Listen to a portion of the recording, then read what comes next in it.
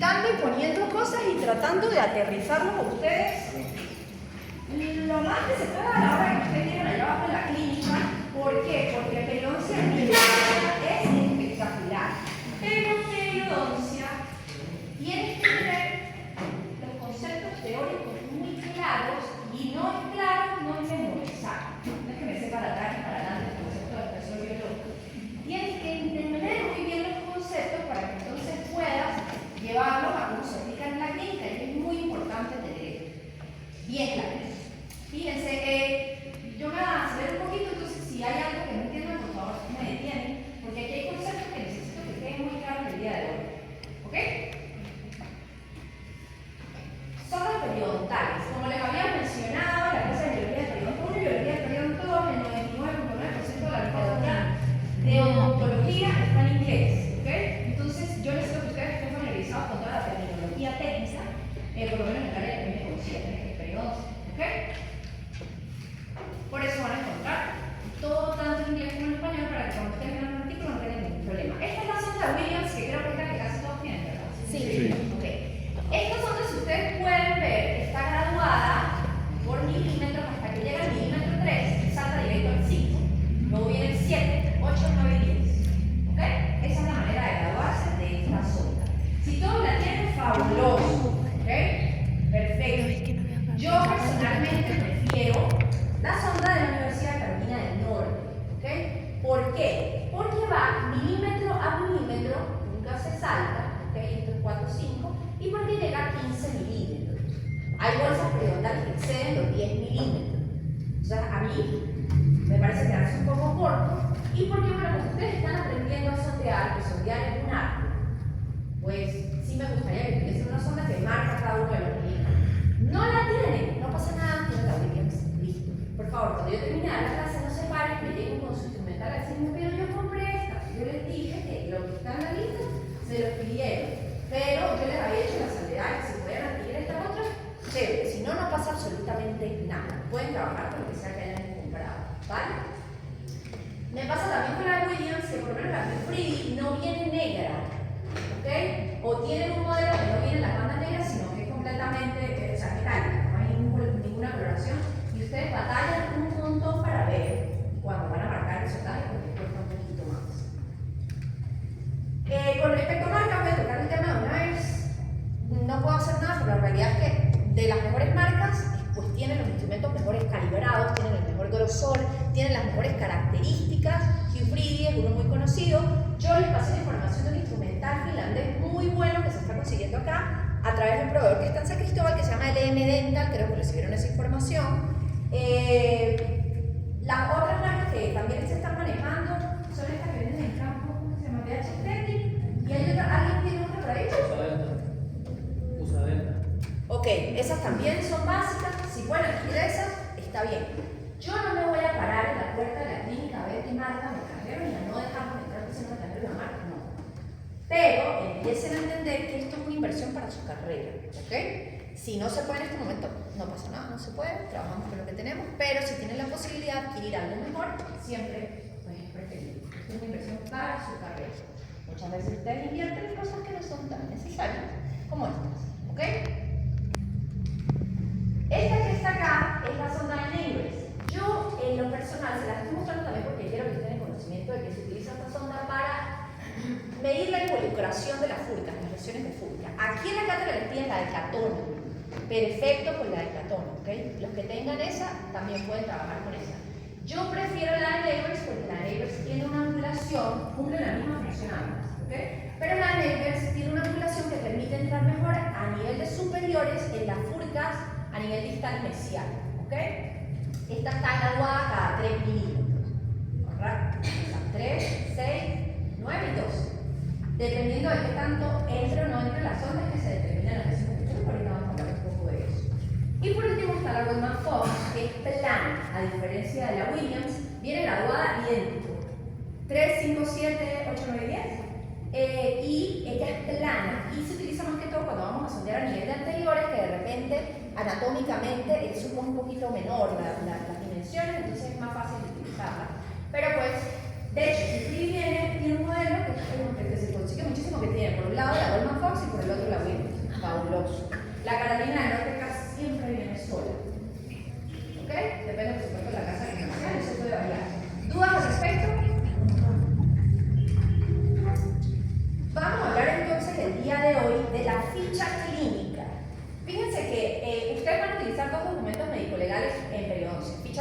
historia clínica.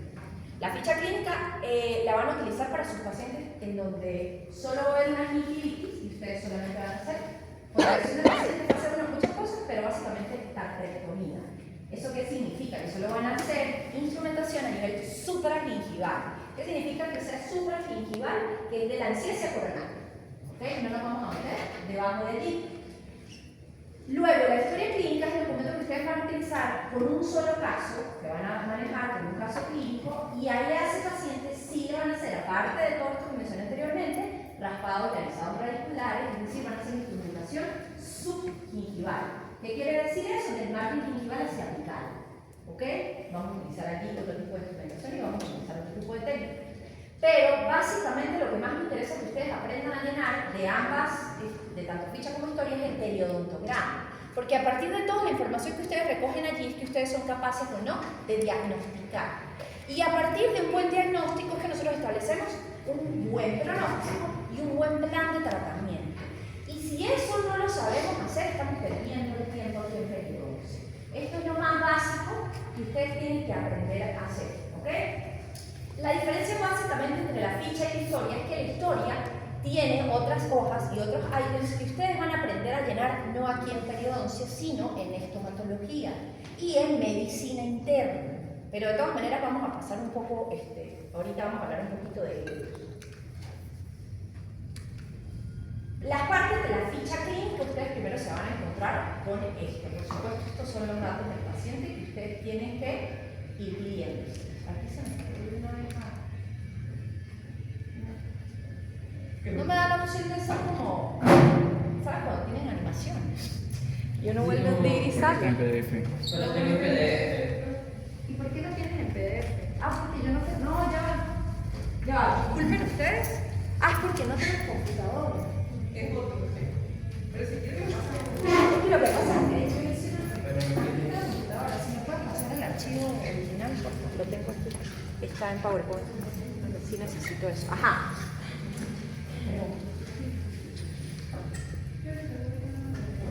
La primera parte de la ficha clínica va a ser el motivo de consulta. ¿Qué van a colocar ustedes allí? Van a colocar entre comillas exactamente lo que el paciente les diga. ¿Ok? No es que no necesitamos ahí lenguaje técnico ni diagnóstico muy elaborado. No, no. Ahí van a colocar exactamente esto. Está en el integral. ¿Por qué nunca hicieron esto? Sería muchísimo mejor en PDF. Vamos. Ahí, ahora sí. Ahora que me veo hablando, sí. Entonces van a colocar, gracias. Van a colocar entre comillas, por lo que sea que el paciente les refiere, que viene por ustedes. Tal cual como el paciente lo comunica o lo manifiesta, con sus mismas palabras. ¿Ok? Estos son ejemplos de los motivos de consulta que normalmente el paciente menciona. Me sangran las encías, es muy común, sobre todo en los periodos. Ajá, con respecto a la enfermedad actual, ya esta parte, ustedes sí la van a llenar con un diagnóstico muchísimo más técnico y tiene que ver con una serie de preguntas que ustedes van a ir haciendo en la receta. Ah, sí, le sangran las encías o siente los dientes flojos. Ah, ¿se ha visto con algún odontólogo? ¿Cuándo fue la última vez que realizó algún tratamiento dental? ¿Tiene alguna enfermedad? O sea, le van a ir haciendo preguntas como muy por encima con respecto. ¿Por qué? Porque la enfermedad actual es en relación al motivo de consulta.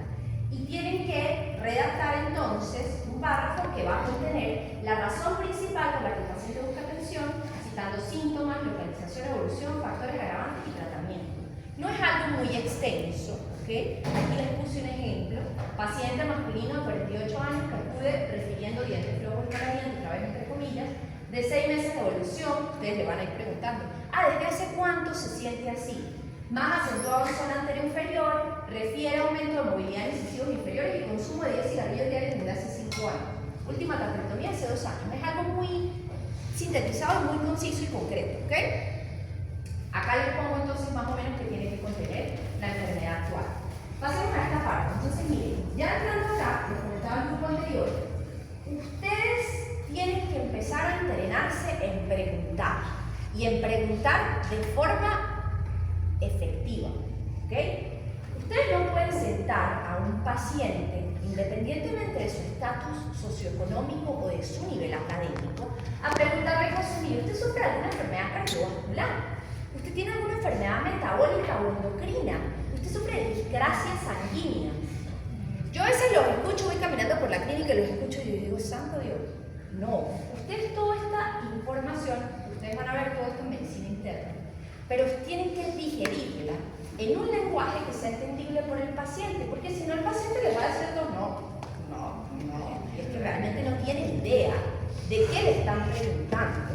Y pueden pasar por alto información de suprema importancia y trascendencia clínica, ¿ok? Entonces es muy importante que ustedes se hagan duchos en el lenguaje más coloquial y común para hablar de esto.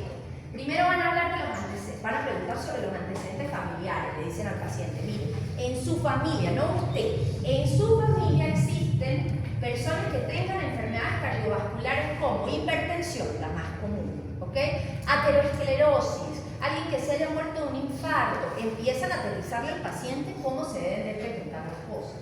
No le van a decir enfermedades renales, miren, su familia hay alguien que tenga riñones, que lo hayan tenido que dializar alguna vez, que le hayan hecho un trasplante de un riñón. Ese tipo de cosas que ustedes tienen que empezar a entrenarse a hacerlas de esa manera, porque es como nos comunicamos con el paciente. Es una falta de respeto hablar al paciente como si estuviéramos hablando a un colega o un odontólogo. No, eso es irrespetuoso.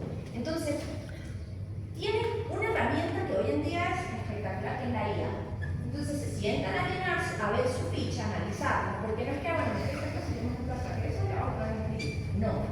Se sientan a analizar la ficha y lo que ustedes desconozcan, porque no han llegado a medicina interna, o la vamos a estar viendo en paralelo, entiendo, lo van a googlear, ¿ok? Y la IA se los va a digerir como ustedes se lo tienen que aprender a las personas para que lo entiendan, ¿ok? Muy importante esta pregunta.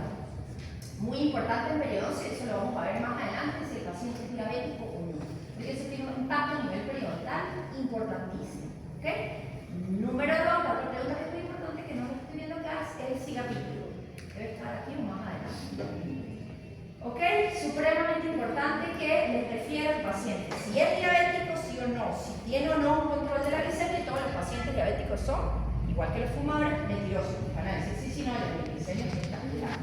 Entonces, ese tipo de pacientes, otras cosas que tienen que considerar, de repente hay que pedir siempre al paciente diabético exámenes, control, que cuando lleguemos otra vez a hablar de diabetes, les voy a decir exactamente cuáles van a ser. ¿Ok? ¿Dudas? Al final de esto, donde el paciente de todas las respuestas positivas, todas donde él diga que sí, en conclusión, ustedes van a llenar acá con todas esas respuestas positivas, tanto de los antecedentes personales como familiares. Y en este texto, en este párrafo, me van a especificar si recibe algún tratamiento médico, ¿ok? Para alguna de las condiciones mencionadas anteriormente. Muy importante, y ahí se empiezan ustedes a entrar. Glucofaja, metformina, Ozempic, o sea, todo el mundo ahora, diabético, ¿no? Toma Ozempic, o se inyecta Ozempic. Empiezan a familiarizarse con el tipo de medicinas que los pacientes utilizan, ¿ok? Para cada una de las condiciones sistémicas más comunes que hay. ¿Sí? Luego ya entramos a abrirle la boca al paciente, ¿ok? Se acaba pero no se acaba. Terminamos de hacer las preguntas. Vamos a hablar entonces de la evaluación gingival. Ahorita les voy a hablar de todo lo que es salud versus enfermedad. Vimos biología del periodonto 1 y biología del periodonto 2. Ahí les hablé mucho de cómo se ve lo que nosotros evaluamos en el paciente, que es la encía, ¿verdad? De cómo se ve en condiciones normales.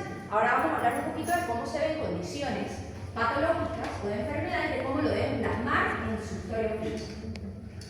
¿Qué les dije de cómo es el color de la encía? Rosado. Solo existe la encía rosada. No importa si tú eres de Senegal, que tú vas a tener la encía rosada, y si no, dime que estás mal. Les dije que el color de la encía hay que revisarlo con la tez de la persona, ¿ok? Porque muchas veces, profe, venga, mire lo que este paciente tiene pigmentaciones mecánicas, ¿ok? Entonces, de eso se trata la clínica, que ustedes se empiezan a familiarizar con esas cosas. Pero es importante que ustedes se sepan la teoría. La encía no es rosada, no en todos los pacientes. Las personas que escribieron la encía, como se lo dije en la otra clase, la primera vez, el libro muy famoso de Jan Linde, suecos, ¿ok? Entonces piensen en el fenotipo sueco y compárenlo con el nuestro. no hay mucho que ver allí.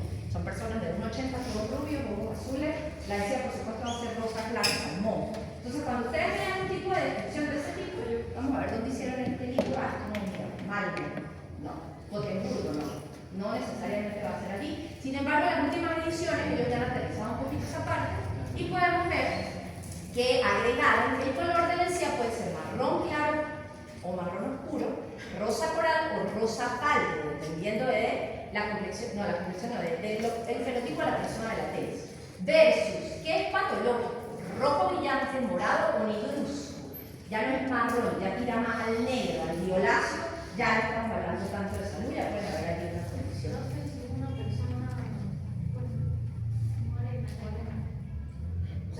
O sea, lo dices por el negruzco, por eso te digo, tú en una persona morena vas a ver marrón claro y marrón oscuro, pero ya lo que es negro, que tú veas negra la encía, sí pueden haber, o sea, hay matices, es lo que quiero decir. Pero entonces en ese momento, cuando ustedes tienen esa confusión, creo que miren, y lo aterrizamos a la persona, ¿ok? La consistencia de la encía es firme y resiliente versus blanda y edematosa, ¿ok? Eso es muy importante. Ustedes agarran la jeringa triple y le echan aire a una encía que está inflamada y muchas veces esa encía hace así, una falta. Ustedes pueden echar aire en casos, por supuesto, de periodontitis más avanzada y pueden ver cómo la encía se despega por completo a la superficie radicular. Eso es patológico. ¿Por qué? Porque la consistencia de la encía es firme, ella es firme, ella está insertada o adherida y la encía que es libre o marginal es simplemente una porción coronal mínima. Entonces nunca debería de suceder eso. Cuando nosotros hablamos de blanda o de edematosa, eso está relacionado con patología. El contorno de la encía en condiciones normales es festoneado, esta palabra apréndensela, eso significa que ella hace esto, que va coronal y luego va apical en el tejido interdental y va haciendo esta forma, filo de cuchillo, papilas que ocupan el espacio nicho interdental. Vean siempre el espacio interdental, como yo les muestro las fotos en biología del periodonto 1. Del punto de contacto hacia coronal, eso siempre está lleno de tejido. La encía tiene que llenar ese tejido. Cuando nosotros vemos que hay pérdida y se ven esos triángulos negros, eso quiere decir que ahí no hay un festoneado, no hay tanta salud. Como lo dice acá, plano o redondeado, pérdida de tejido interdental. ¿Ok?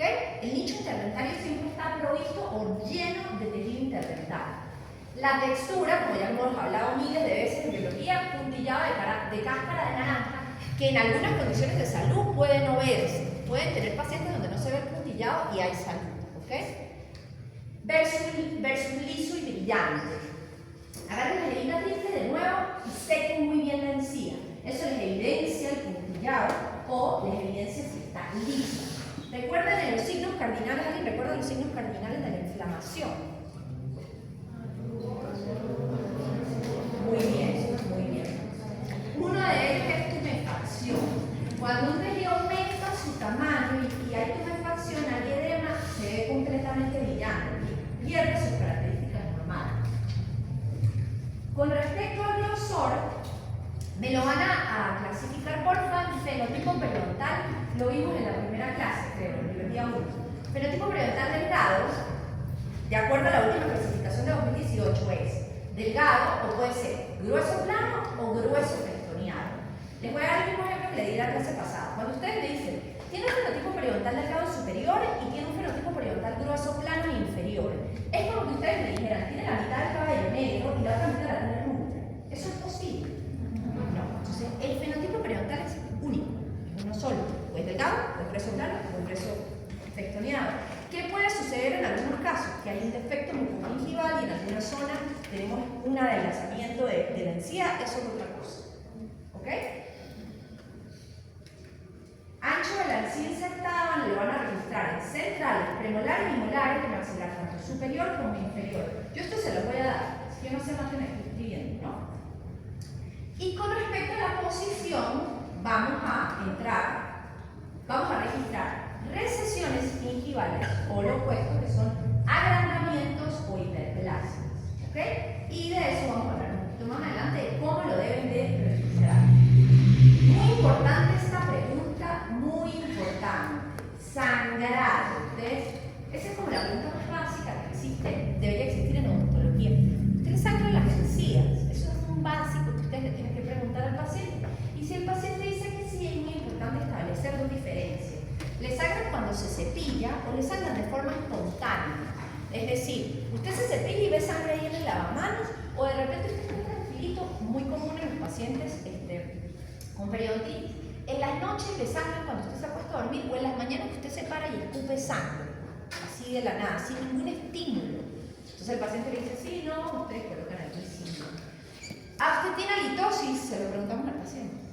No. O sea, o le podemos decir, ¿usted ha sentido mal olor en su boca? De repente que tenga un poco mal olor, mal sabor. O sea, todo eso es bueno irlo recogiendo.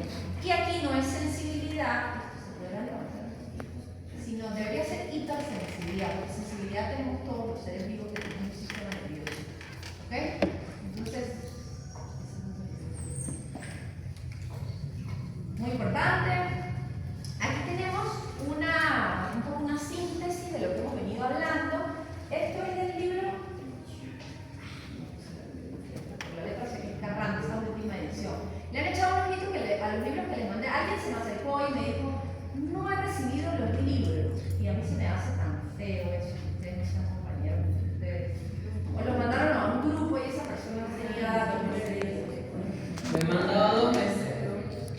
Ah, y se metieron con cosas. Me he mandado 2 veces. 2, 3. En biología del periodonto 1 les regalé, y ustedes no tienen ni idea del valor que eso tiene. Última edición del INDE 2022, última edición de Carranza 2023 y un libro que se llama Practical Periodontics de la Sociedad Británica de Periodoncia, que es fabuloso para estudiantes, muy didáctico. Nada de eso. Cuando tengan uno, aparte los tienen en el teléfono, los pueden abrir ahí y pueden ir echando un ojito. Entonces miren la comparación de cómo se ve una encía sana contra una encía inflamada. Número 1, color rosa, coral, salmón, ya sabemos. Color eritematoso, cianótico. Cianótico es que está hacia lo morado, un tejido cianótico, ¿ok? Consistencia firme, bien adaptada. Consistencia edematosa, esponjosa, poco adaptada, flojamente adaptada, ¿ok? Contorno festoneado, escalo, aprendan esa palabra en inglés, en borde de fila de cuchillo, bulboso, inflamado, con papilas inflamadas, perdón, con un margen engrosado, ¿ok? Fíjense aquí, si ven ese margen gingival que se ve como gordo, el margen gingival se debe ver así, ven que se ve bien delgadito. Lo que les hablaba hace rato, fíjense como el nicho interdentario, ¿qué llamo yo nicho interdentario? Aquí está el punto de contacto, el nicho interdentario es este triangulito que está acá. Todo está completico, lleno de esa belleza de papila interdental. Miren hasta donde llega la papila interdental aquí, bien coronado. Todo está relleno del tejido interproximal. Eso es lo que me da ese aspecto festoneado. Aquí no hemos visto, fíjense, pérdida a nivel interdental. Aquí vemos todo relleno. Pero créanme que cuando yo me meta debajo de todo esto y elimine todos esos irritantes locales y este tejido desinflame, probablemente voy a evidenciar en algún sitio una pérdida del tejido interproximal. Les decía hace rato, cuando un tejido está inflamado, una de las características es que hay tumefacción, hay un aumento en el volumen. Típico que nosotros tratamos a los pacientes periodontales y nos dicen, ay, pero yo no tenía este huequito aquí, yo no tenía este espacio, eso me lo hizo usted con su tratamiento. No se lo hizo yo con el tratamiento, se lo hizo usted con su enfermedad. Y ahora se evidencia más después de que yo instrumenté, porque el tejido sanó, cicatrizó, desinflamó. Muy importante porque los pacientes se lo dicen en clínica.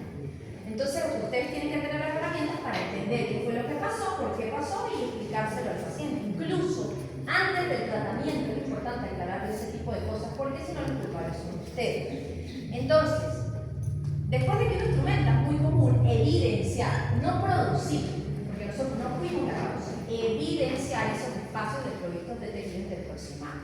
¿Ok? La superficie, este tipo es el puntillado, ¿ok? Se ve más bien mate, mientras que en la enfermedad se ve lisa y brillante. La encía, el sangrado marginal, ahí voy, con sangrado gingival, uno de los parámetros clínicos más importantes que ustedes entiendan. El sangrado es dicotómico. ¿Qué significa esto? ¿Presente o ausente? ¿No? Un poquitico sí, un poquitico no. Aquí sangró un poquitico, pero allá fue profuso. No, no. ¿Sí o no? ¿Presente o ausente? En el periodontograma online de la CEPA, la Sociedad Española de Periodoncia, 2 páginas. CEPA, que ya se les recomendé la cuenta de Instagram, métanse en CEPA, periodontograma, y van a ver lo maravilloso que es llenar un periodontograma online. Después en algún punto vamos a llegar allá. O pueden meterse en Periodontal Chart Online, ¿ok?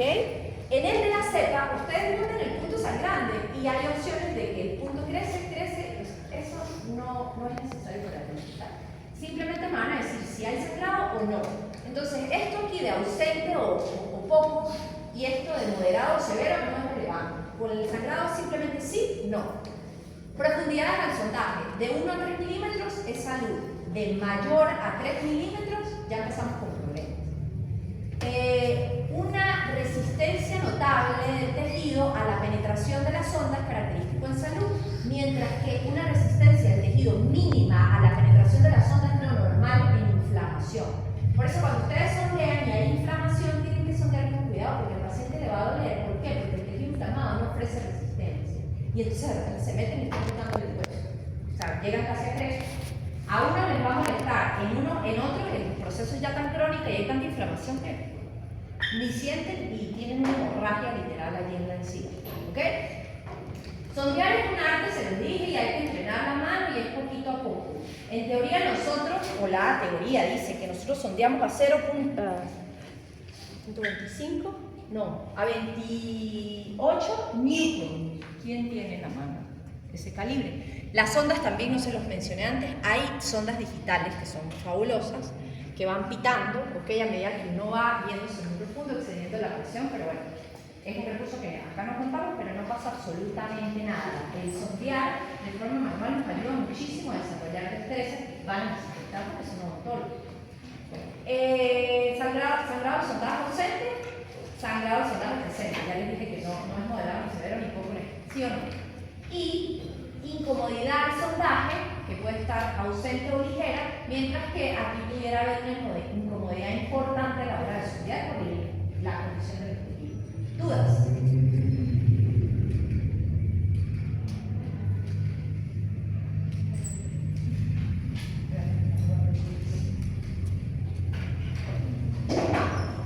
Carta de compromiso, con esto se van a llenar, se van a sentar con los datos del paciente, mucha calma, le van a explicar todo lo que él tiene que llenar, sus datos, con calmita, no están hablando de ahí, bien, no. Le van leyendo qué significa la carta de compromiso, ustedes se la van a leer y van entonces a saber qué es lo que le van a decir en ese momento. ¿Okay? No me voy a detener en este tipo de cosas, porque no tiene sentido, ustedes tienen que ir revisando su historia. El test de Fagerström es un test que mide la dependencia de la nicotina del paciente. Si el paciente dice no soy fumador, esta hoja se le salta. Si el paciente en efecto es fumador, tenemos que llenar esto y tenemos que hacerle estas 6 preguntas al paciente que nos dicen qué tanto es dependiente o no a la nicotina. Al final van a sumar el puntaje que den. Por ejemplo, ¿cuánto tiempo pasa entre que se levanta y fuma su primer cigarrillo? Le dan las opciones, hasta 5 minutos, entre 6 y 30, y el paciente le dice, esta, ok, ya ustedes saben que sacó ahí 2. Voy sumando hasta que al final me da una situación o score que puede ser de 0 a 2, muy baja, de 3 a 4 baja, 5 moderada, 6 a 7 alta y 8 a 10 muy alta. ¿Por qué hacemos esto? Porque es bueno hacerle ver al paciente fumador qué tan adicto a la nicotina es. ¿Okay? Pacientes fumadores en un universo, se los comentaba en la clase pasada, el paciente fumador, todo esto que nosotros vimos acá, no existe el paciente fumador. Nosotros podemos ver esto así y el paciente fumador. Sobre todo en relación o en correlación a la dosis en que consume. Mientras más cigarrillos el paciente fuma, mucho menos inflamación vamos a ver. Entonces se siente un paciente y ustedes le abren la boca y dicen, no, pero mira, está muy bien, la visión está roja, así a simple vista. Resulta que el cigarrillo y todas las sustancias químicas que existen dentro de él disminuyen la vascularización de los tejidos. ¿Qué significa eso? Que el tejido tiene una capacidad mermada o reducida para inflamarse. ¿Qué significa eso? Que la primera línea de defensa, la inflamación todo el mundo le huye, antiinflamatorio no, la inflamación no. La inflamación es nuestra primera línea de defensa y necesitamos que haya inflamación. Es lo que de alguna manera llama empiezan a emitirse una cantidad de sustancias quimiotácticas que hacen que vengan quienes queremos tener aquí, las células de defensa. Entonces, si la inflamación hay que entender. Si nosotros tenemos todo eso apagado, ¿qué van a hacer las bacterias que están allí? Van a hacer una garranda como la de jamás. Y ese paciente nunca va a sentir nada. Y cuando ya sienta algo y vamos a consulta, too little too late. ¿Ok?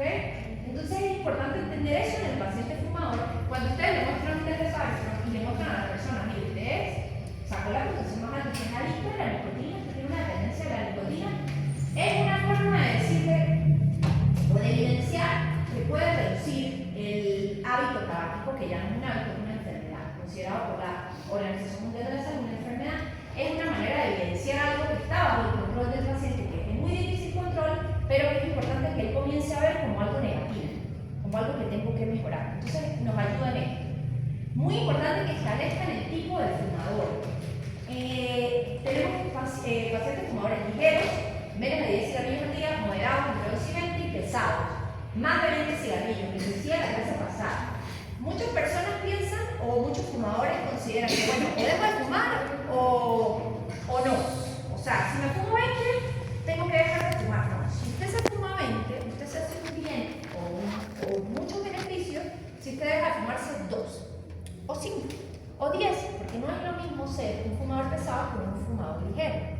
¿Ok? Entonces es muy importante que el paciente entienda eso, que sí existen beneficios al momento en que yo reduzco el consumo, que el daño del cigarrillo es directamente proporcional con la dosis que consumimos. Entonces, siempre es bueno disminuir.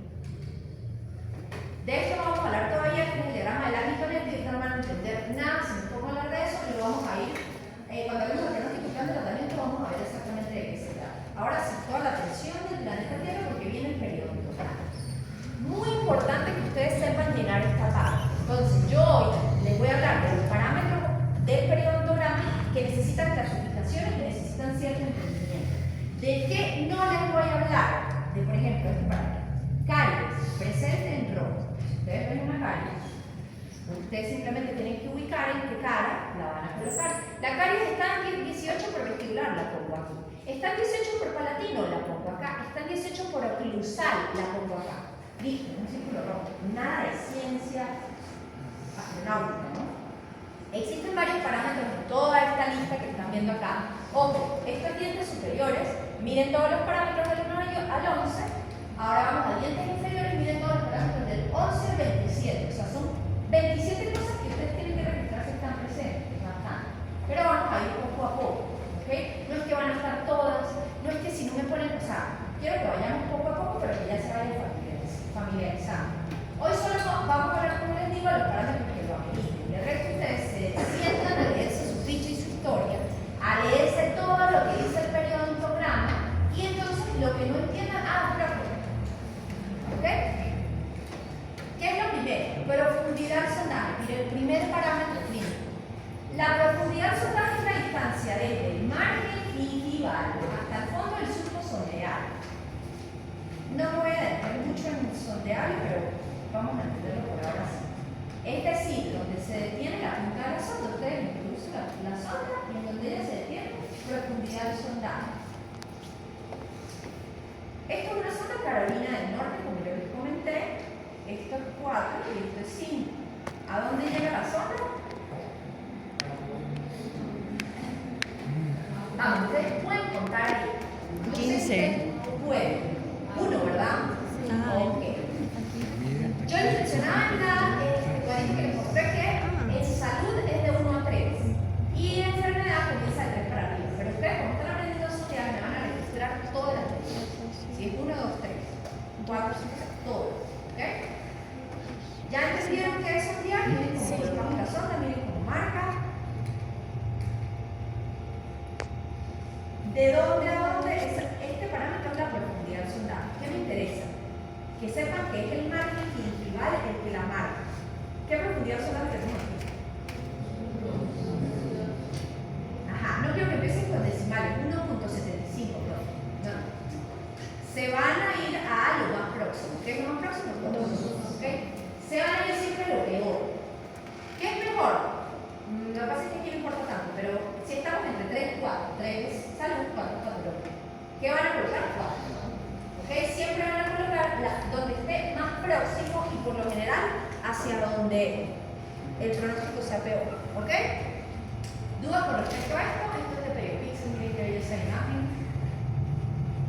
¿Cuánto está marcado aquí la profundidad del soldaje? 1 milímetro exactamente. Miren dónde está el margen gingival. Quiero que se graben que la profundidad del soldaje es al margen gingival. Quiero que se lo graben. Estas son las etapas de la enfermedad periodontal y esto es, no lo deberían sacar foto. Esto es como yo se lo explico a mis pacientes. Pero es para que ustedes empiecen a analizar un poco todo. Fíjense que aquí están introduciendo la sonda. Esta sonda se llama CPC-15 y ella viene calibrada también cada 3 milímetros. Es chévere porque nos marca exacto el milímetro 4, empieza la banda negra. Entonces, si entró, como ya saben que es 4. De todas maneras, un poco para que ustedes aterricen cómo funciona la periodontitis o cómo va esto de las enfermedades periodontales. ¿Ok? A medida que la placa bacteriana, que es esto doloroso que nos dibujan aquí, aparece, empiezan a cambiar las condiciones a nivel del tejido gingival y a medida que esa placa bacteriana migra hacia apical, donde nada, ningún cepillo, ningún hilo, ningún punto de ultrasonido la perturba, ella empieza a causar daño también no solo, comienza a producirse una destrucción del tejido de soporte del hueso alveolar. ¿Ok? Hasta que llegamos a situaciones como esta. ¿Por qué les muestro esto? Porque es que para que tengan una idea de cómo va la sonda. Fíjense que acá en salud todo chévere, 3 milímetros. Aquí ya nos marca 6, aquí ya casi 7. Aquí ya tenemos un sondaje prácticamente toda la sonda, hasta llega a 12. ¿Ok? Un poco para que ustedes entiendan cómo va eso del sondaje. ¿Sí? Sangrado del sondaje. Miren, a partir de este parámetro clínico nosotros decimos salud, gingivitis. ¿Ok? Entonces, este parámetro clínico es muy importante. Si la encía está inflamada, la inserción de una sonda en la bolsa periodontal suele provocar sangrado. Las zonas no inflamadas rara vez sangran y si lo hacen suele ser consecuencia de una técnica de sondaje inadecuada. No es que van a estar sondeando y, ay, no sé si sondeé duro y sangró por eso. Si sangró, lo repito. El paciente les va a empezar a decir, ay, el paciente no tiene que decir, ay. Entonces, si está diciendo, ay, estamos sondeando muy duro, vamos poco a poco. Sondeen sin miedo. Esto es un proceso que vamos a aprender a hacer en la clínica, pero bueno, les quería, porque aquí menciona que si la encía no está inflamada, rara vez sangra, hay bueno, que si sangre, que si no sangra, no, si sangra la registran dentro de las profundidades del sondaje, dentro del sangrado del sondaje, ¿ok? Miren la diferencia como puede sangrar, pueden haber puntos de sangrado muy localizados o pueden haber este tipo de sangrados que son profusos. Tampoco me estén preguntando, mire, profe, toqué aquí y sangró todo para allá, pero solo era especial, voy a secar para volver a subir aquí a ver si no sangra. Ahí va a ver que sangró todo el diente, porque no van a tener la capacidad de discernir ese tipo de particularidad. O sea, no quiero que se pongan extremadamente técnicos, ¿sí? ¿Cómo van a registrar el sangrado sondaje? O por sus siglas en inglés, bleeding on growth. Yo muchas veces les voy a decir, dame POP, ¿ok? Porque es terminología que tienen que estar familiarizados. Total de puntos sangrantes. Ustedes agarraron su paciente, sondearon toda la boca. Muy importante, cuando ustedes están sondeando, a lo mejor en el momento en que meten la sonda y la van pasando, ahí no hay sangrado. Ustedes dejan que pasen, empecé en un 17. Voy sondeando, llegué al 11. Voy a levantar el carrito y voy a ver los posteriores, porque muchas veces a los 30-40 segundos de que pasaron por la sonda. Entonces, en el momento, no sangró, no se queden en cada diente, vayan pasando la sonda y luego entonces levantan el carrillo y ven, mira, sí, hay puntos sangrantes en mesial, medial o vestibular, el punto medio del diente, distal del 17. Van registrando cada punto sangrante. ¿Qué significa eso? Que cada diente, ¿cuántos puntos sangrantes puede tener? 3. Ah, no, 6. 3 por vestibular y 3 por palatino. En total, 6. ¿Qué tienen que determinar después de eso? ¿Cuántos dientes hay? ¿Y cuántos hay ausentes? O sea, no cuántos hay ausentes. Si tenemos 24 dientes nada más en boca, ¿cuántos puntos por sondear vamos a tener? 24 por 6. ¿Ok? Ya me están entendiendo. Entonces, van a colocar aquí total de puntos sangrantes es decir, todas las zonas que sangraron. De 6 de cada diente, ¿cuántas sangraron de cada diente? Eso lo van a multiplicar por 100. Y luego eso lo van a dividir por el total de sitios sondeados. ¿De qué va a depender el total de sitios sondeados? Del número de dientes que ustedes tengan en boca. ¿Ok? Es una regla de 3, matemática simple. Entonces, les puse acá un ejemplo. Total de puntos sangrados. Me sangraron 63 puntos. Eso lo multiplico por 100 y me da 6.300. Y eso lo divido por el total de dientes que tengo por 6 en el 268 para obtener este índice de 37.5. ¿Ok? Por favor, dudas. Matemática. La vez pasada casi se mueren cuando les esta forma. O sea, no entiendo nada. ¿Hay alguien que no entiende? 37.5, ok. Es muy importante que es una simple tabla de 3 que saquen esto y esto lo coloquen aquí, en este índice que está aquí. Del 10% hacia abajo, salud. Eso vamos a hablar cuando lleguemos a clasificación de la enfermedad hereditaria.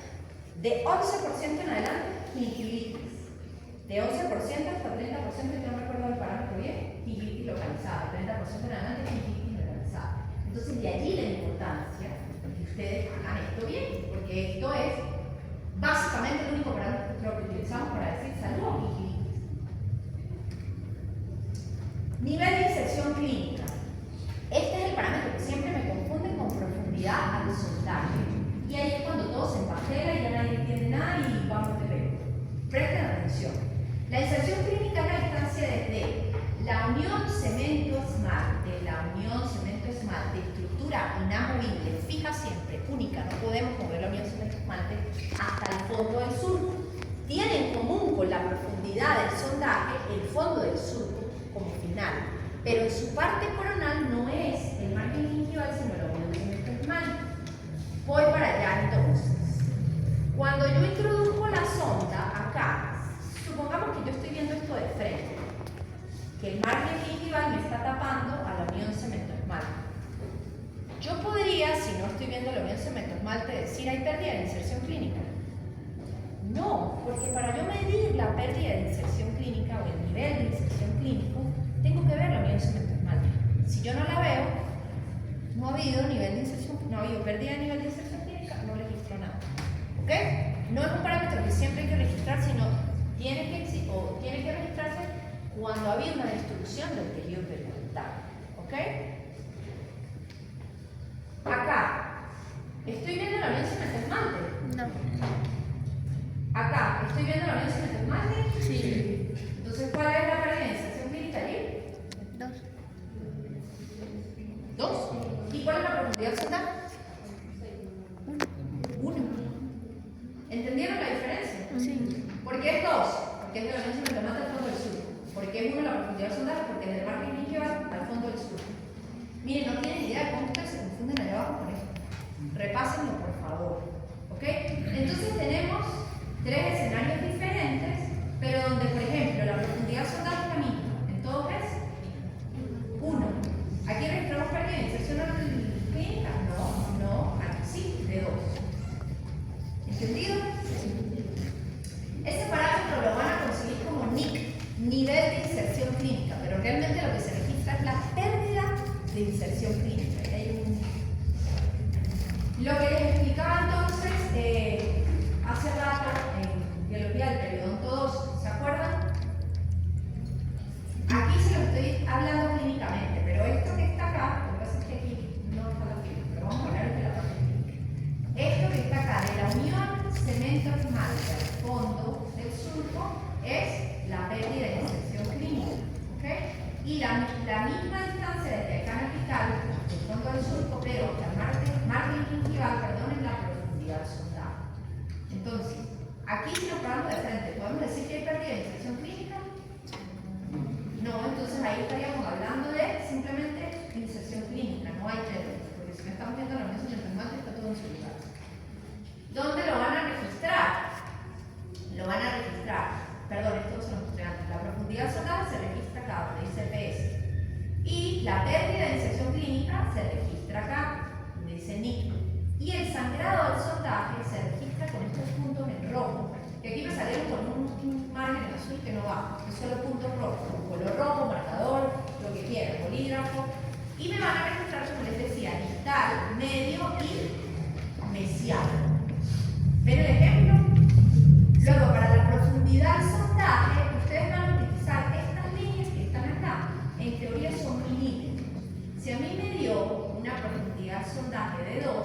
yo voy a contar desde acá de la Unión Cementos Marte, 1, 2, luego acá en el medio, 1, 2, 3, y luego acá en inicial, 1, 2, 3, 4. Y luego esos puntos los voy a unir con una línea negra y ahí tengo dibujada la profundidad del soldado. Con el nivel de inserción clínica, lo van a hacer igual, pero van a utilizar un color rojo. Van a contar 1, 2, 3, 4, 5, 1, 2, 3, 4, 5, 6, 5 nuevamente aquí, y lo van a unir esos puntos y eso me va a dibujar a mí el contorno gingival.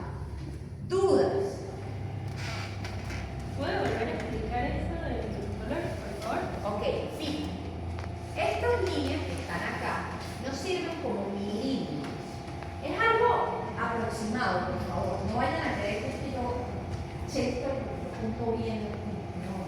Está para que ustedes se hagan una idea del contorno gingival. Y para esto me encantaría que ustedes se metieran en Periodontal Chart Online y, como que dice, estudiaran el periodontograma y vean que cuando ustedes ponen profundidad de soldado, él va dibujando la profundidad de bolsa. Y eso lo hace muy gráfico. Yo voy a ver si lo podemos de repente hacer en el teléfono, en una tablet allá abajo. Cuando hablamos de profundidad del soldado, estas medidas que ustedes tienen acá las tienen que proyectar por una línea negra. ¿Ok? Entonces, estos 3 puntos me los van a marcar. Sabemos que el margen gingival está más o menos a este punto. Discúlpenme mi pulso, pero hago lo mismo que puedo. Está más o menos a este punto. Si me marcó 2, yo de este punto cuento 2 hacia abajo, 3, y luego 4, y me da esa línea de esa forma. Si la junto. Y ahí estás marcando la profundidad del sondaje que te lo dice aquí. Marca con puntos la profundidad de los sacos patológicos unidos con una línea negra continua. Luego hago lo mismo cuando tenga estas medidas, si las llego a tener de pérdida de nivel de inserción clínica. Fíjate que simplemente traspuesto esas medidas aquí, 5, 6, 5, y hago esa curvatura. Fíjate que aquí empezamos un poquito más hacia coronal, aquí nos vamos más a picar y aquí volvemos otra vez a coronal. Y lo unimos con una línea roja, ¿ok? Cuando no hay dientes, ustedes van a trazar una línea acá en azul.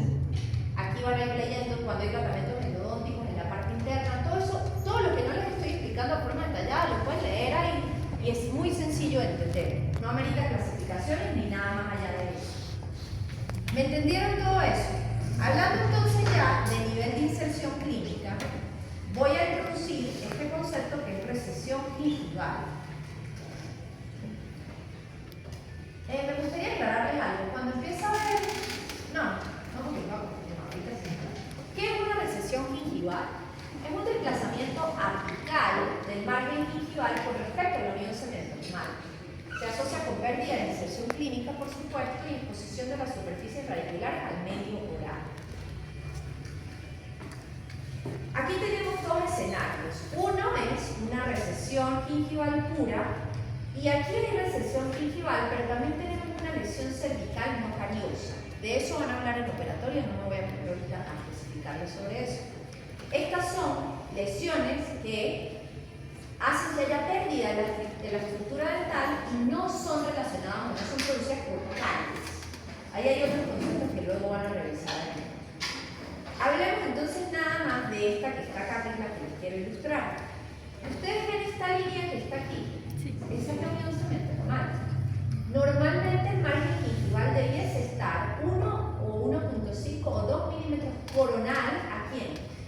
A la unión cemental. Y miren dónde tenemos el margen gingival en esta zona. Eso es una recesión gingival. Migración del margen gingival hacia Apical. con respecto a la unión cemental. Él está apical a la unión cemental. ¿Ok? Entonces, se los menciono y les explico este concepto porque esto lo tienen que registrar en la parte de posición, ya les voy a mostrar. Ahí está la línea. Las recesiones gingivales las tienen que clasificar, las clasificaciones que se utilizan, los autores que se utilizan son Miller del 81 y Cairo del 2011. La de Cairo es un poquito más sencilla, ¿ok? Se la recomiendo, pero pueden utilizar también Miller. Les recomiendo que hay muchas clasificaciones en medio, lesiones de curva, recesiones gingivales, movilidad. Háganse una fichita y entren a la cátedra con su fichita a la mano para tener esa información a la mano, porque entonces ya yo lo vi con el celular, ahí como quieran, ahí es como, es muy difícil entonces ir integrando toda esa información con lo que están viendo en boca, dictándole al amigo y el amigo le eso se vuelve un desastre. traten de organizarse. Yo les permito en la clínica que saquen las clasificaciones. A mí no me sirve de nada que ustedes sean capaces de recitar una clasificación para atrás y para adelante. No, a mí me interesa que entiendan y que, bueno, aprendan a ir clasificando. ¿Qué es lo más importante a la hora de hablar de la clasificación? Tanto la de Miller como la de Calle, del tejido a nivel interproximal. Esto que está acá es de Carranza. Me gustaría que hubiese estado mejor dibujado, pero no sé, a veces en los libros también. Fíjense que aquí estamos viendo la encía insertada en encía de herida. ¿Okay? Esto que está acá es la línea mucogingival y esto es la mucosa alveolar. Son las estructuras que tenemos que tener presentes a la hora de clasificar.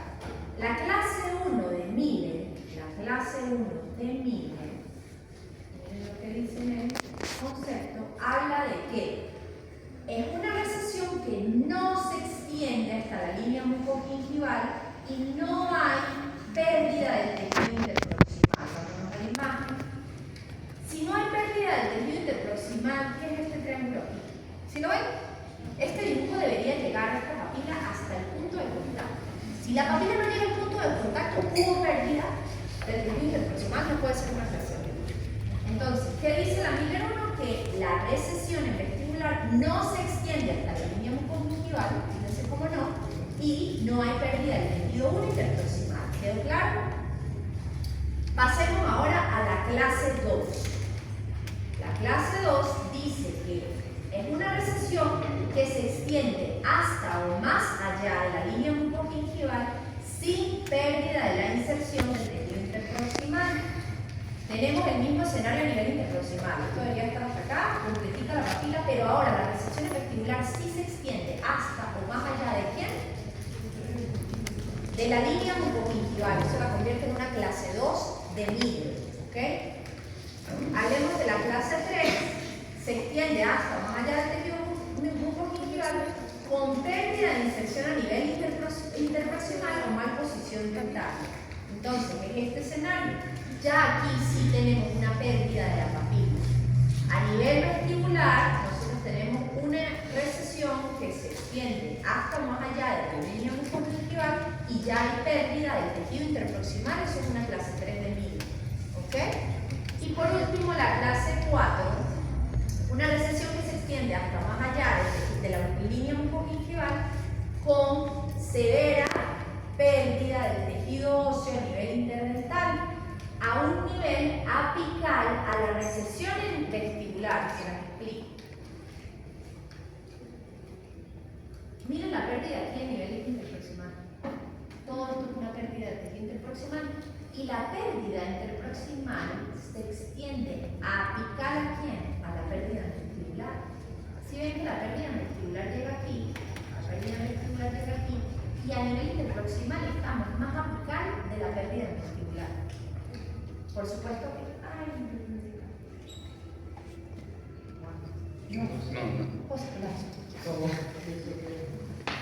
Clase 4 de Miller, ¿ok?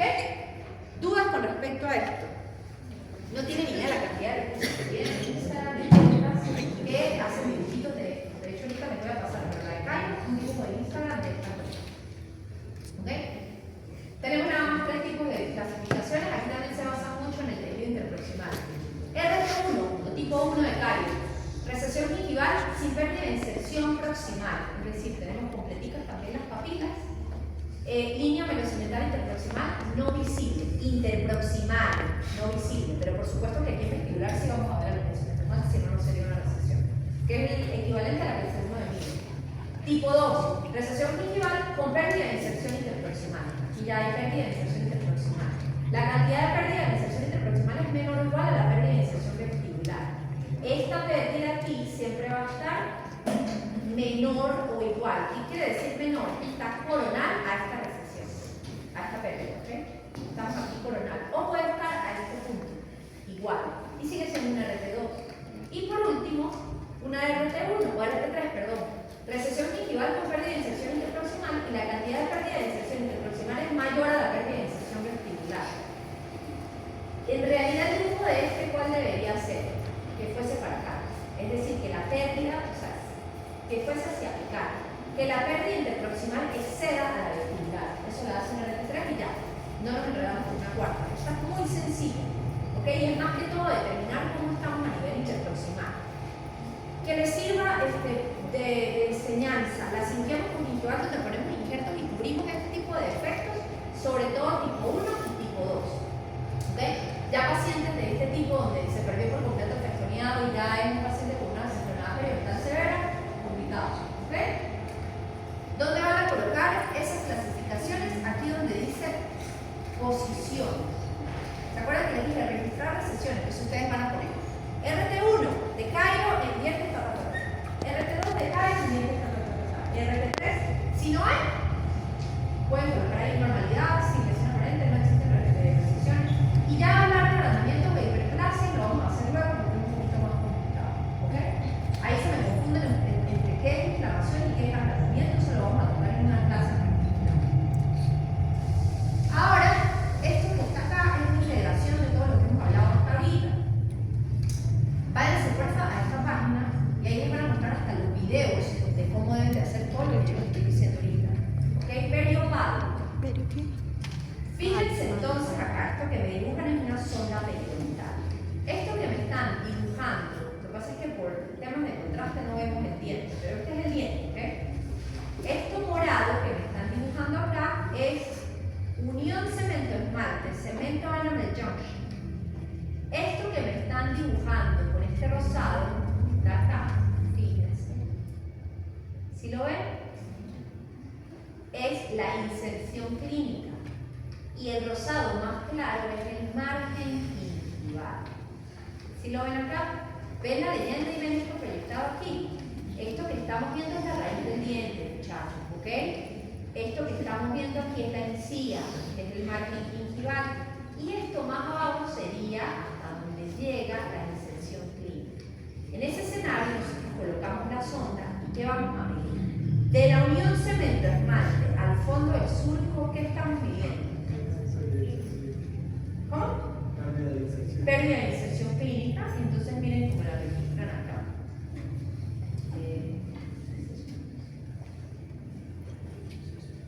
Aquí está. Loss of clinical attachment. Loss of attachment. ¿Okay? Y es 5 milímetros. Se registra igual que profundidad del sondaje en los 3 puntos. Inicial, medial o vestibular, palatino lingual y distal. ¿Ok? Entonces me registran esos 3 puntos allí. Ahora, si nosotros estamos midiendo desde el margen gingival al fondo del surco, ¿qué estamos midiendo? La profundidad del sondaje. Y se registra también en esos puntos, en esos 3 puntos clínicos. Y si yo les dijera a ustedes que hay que medir la recesión solo me la van a medir de la unión cemento-esmalte al margen, no al fondo del surco. Y tenemos entonces también 3 medidas. ¿Vieron todos la diferencia?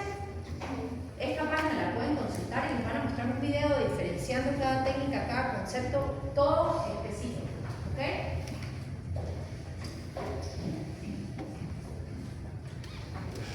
Ok, vamos a tomar un break de 10 minutos y ahorita volvemos. ¿Sí?